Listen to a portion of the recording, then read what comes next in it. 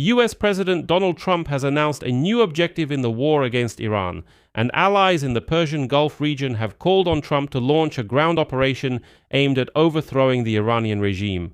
At a meeting with the president of Lebanon, Trump announced a new objective. The US will strike Mount Kirki, Iran's underground nuclear facility near Natanz. Moreover, according to Donald Trump, this is already a decided matter and only preparatory work remains, and it would be better for the Iranians to leave this area, as the Americans are warning them about it. At the same time, Bloomberg reports that US allies in the Persian Gulf are pressuring Donald Trump, demanding that he move to a ground invasion of Iran and finally capture the oil terminal on Kirk Island. And at the Senate hearings on July 21st, US Secretary of Defense Pete Hegseth named the cost of this war. As of today, that's $37.5 billion, and right away, Pete Hegseth asked Congress for another $67 billion. But he still couldn't answer what the ultimate goal of this war is and why. President Donald Trump publicly lied to Americans more than 30 times, telling them that the US had already won this war.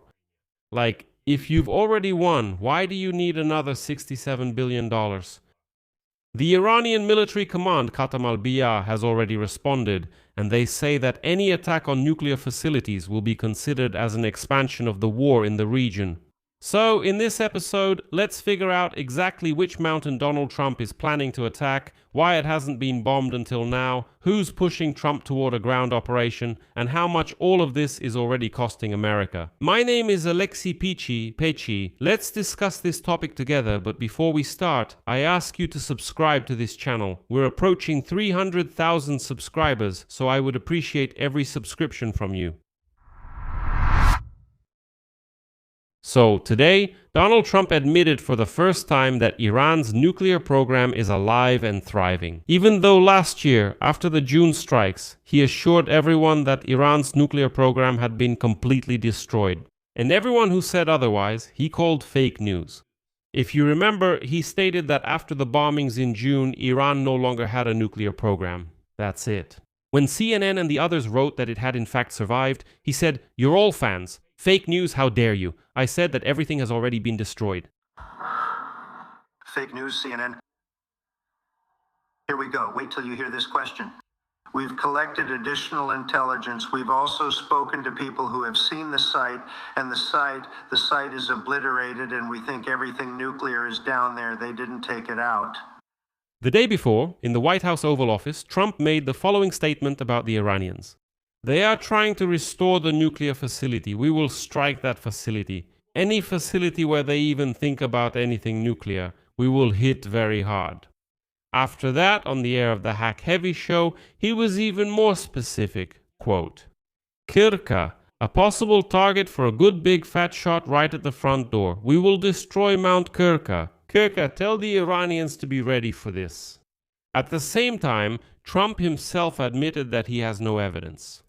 According to him, the US believes that Iran may have stored centrifuges for uranium enrichment at this facility. But he added, quote, "We don't have this in our records." And he clarified that even if there are centrifuges there, quote, "it doesn't mean anything as long as they don't have nuclear material." Basically, it's an experiment. Experts interpret these statements in only one way. Trump is not interested in a ceasefire and is moving toward escalating strikes on Iran, even without clear data on whether that uranium is there or not. What is Mount Kirki that Donald Trump is discussing right now? The official name in Iran is Ku'e Kalan Gazlan, while in the Western press it is called Pickaxe Mountain. The mountain is located south of the uranium enrichment plant in Natanz, 3 kilometers away from it. The parameters, according to the American Institute for Science and International Security, are as follows. The mountain's elevation is 1,608 meters above sea level. The facility itself is located about 100 meters beneath the mountain. Inside, there is a complex of tunnels and structures carved directly into the rock. Work on this mountain began in 2020. In 2021, Iran announced that this is a site for assembling centrifuges, replacing a similar facility in Natanz that was destroyed. The planned capacity was 6,000 centrifuges per year. After the US strikes on 3 Iranian nuclear sites in June 2025, Natanz, Fordow, and Isfahan, construction at Mount Kirki accelerated. This was determined by the Center for Strategic and International Studies through analysis of satellite images. According to its data, Iran has erected security walls around the entire facility and built tunnels to the west, east, and south. The Institute for Science and International Security, based on images from mid-February, describes how the Iranians were preparing for new airstrikes. Here is a quote. At one of the eastern entrances to the tunnel, it can be seen that rocks and soil have been moved and leveled over the tunnel portal. Over the past month, a reinforced concrete cap has been added to expand the entrance to this tunnel. This allows for additional load to be added in the form of stone, soil, or concrete. The Institute's conclusion is as follows. This work strengthens the tunnel portals and provides additional protection against airstrikes. Construction. Work at the site is still ongoing, and here's the key point. The US did not strike Mount Kirki either during the 12-day war last year or during the 5 months of the current full-scale war. The facility is so deeply fortified that it's difficult to penetrate even with the most powerful bunker-busting bombs. Once again, according to official data, the depth there is more than 100 meters, and it's mostly granite. The Wall Street Journal says it's still unclear. Whether the transfer of centrifuges to Kirku was an attempt to build a new enrichment plant there, or if the Iranians were simply hiding the equipment from destruction, is still unknown. Overall, the Iranian nuclear program is shrouded in secrecy. As of June 2025, Iran had about 441 kilograms of uranium enriched up to 60%. With further enrichment to weapons-grade level, this would be enough for several nuclear warheads. On March 9 of this year, the Director General of the IAEA, Rafael Grossi, stated that about 200 kilograms of Iranian highly enriched uranium, according to the agency's estimates, are still stored in deep tunnels of the nuclear complex under Isfahan. And now experts say that if you look at the current trend of the war, the US task is as follows. Before the main combat operations are completed, the US and Israel must do two things. Neutralize. They really need to neutralize Mount Kirki and seize or destroy the stockpiles of highly enriched uranium so that they don't fall into the hands of surviving elements of the regime, other hostile states, or terrorist proxy forces. That means Mount Kirki must be attacked one way or another. Now, about the second part of this topic, specifically the US ground invasion.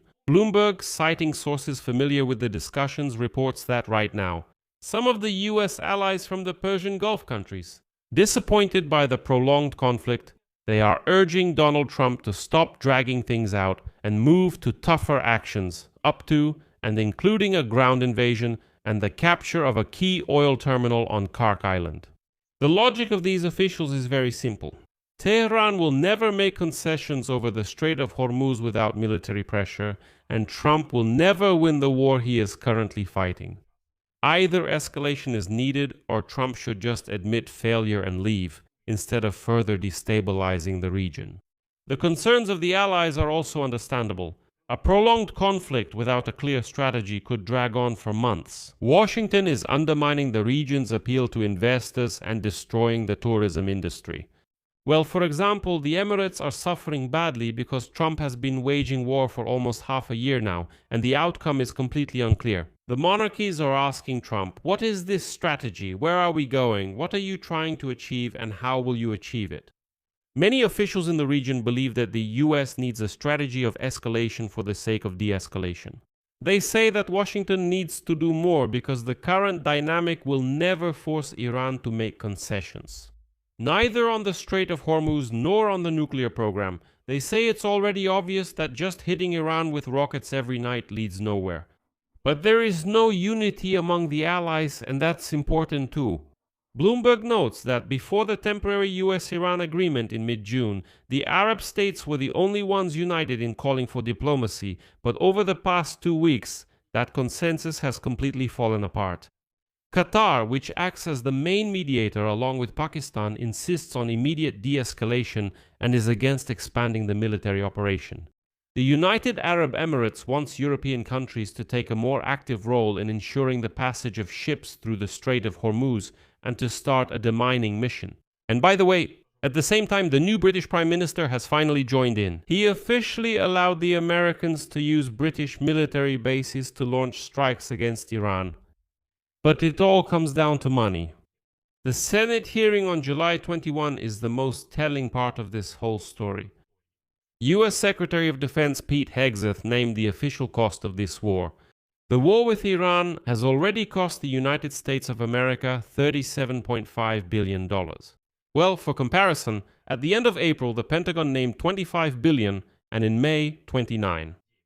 And now the Donald Trump administration, attention, has requested from Congress an additional almost $88 billion, of which more than $67 billion is specifically for the Pentagon.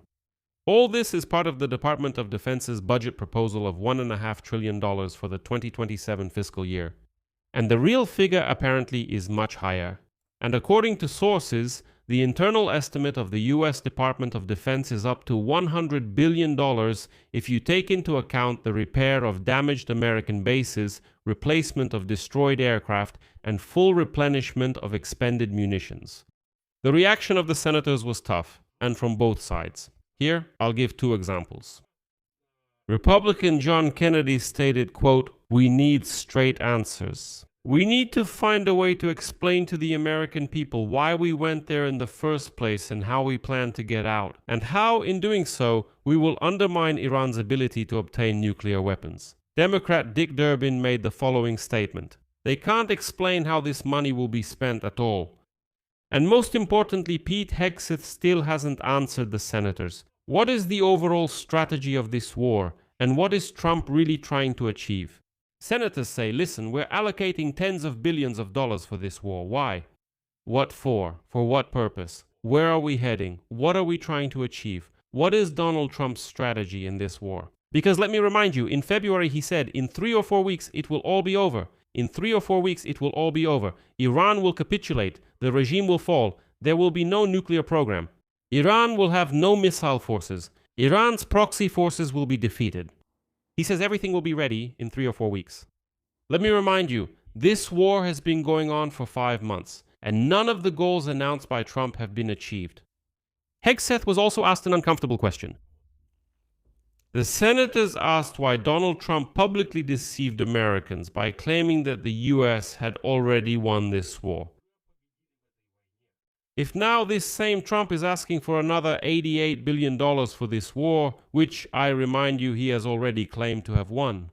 Now senators are asking, what should we tell our voters? Our president, has lied to the American people more than 30 times, looking them in the eye, claiming that we have already won. Don't worry, we've already won. Gas prices will stabilize soon. Now they're above $4 per gallon again. Where is the stabilization? Where is the victory? Why did they have to deceive the American people? So, seriously, does Donald Trump really think the American people are that stupid? Is that what he had in mind when he came out and said, we won? So, did he really think that everyone around him was so stupid, like, oh yeah, we won? How are we supposed to react to this now? And so CNN sums up the Senate hearings like this. The failure of the memorandum, which briefly halted the fighting, narrowed the administration's military objectives and made them virtually indefinite. Trump once talked about regime change in Iran. Now there simply isn't a clear end goal.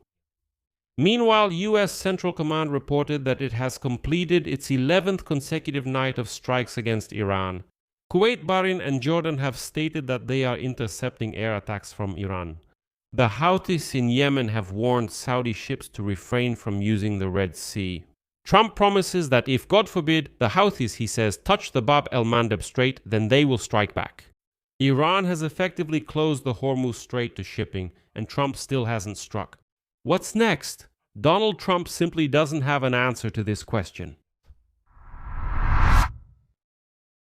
The result? Donald Trump has announced Mount Kirki as the new target, a site located 100 meters beneath the rock, which couldn't be touched either during the 12-day war last year or in the 5 months of the current war, and which the Iranians have been further reinforcing with concrete and soil all this time.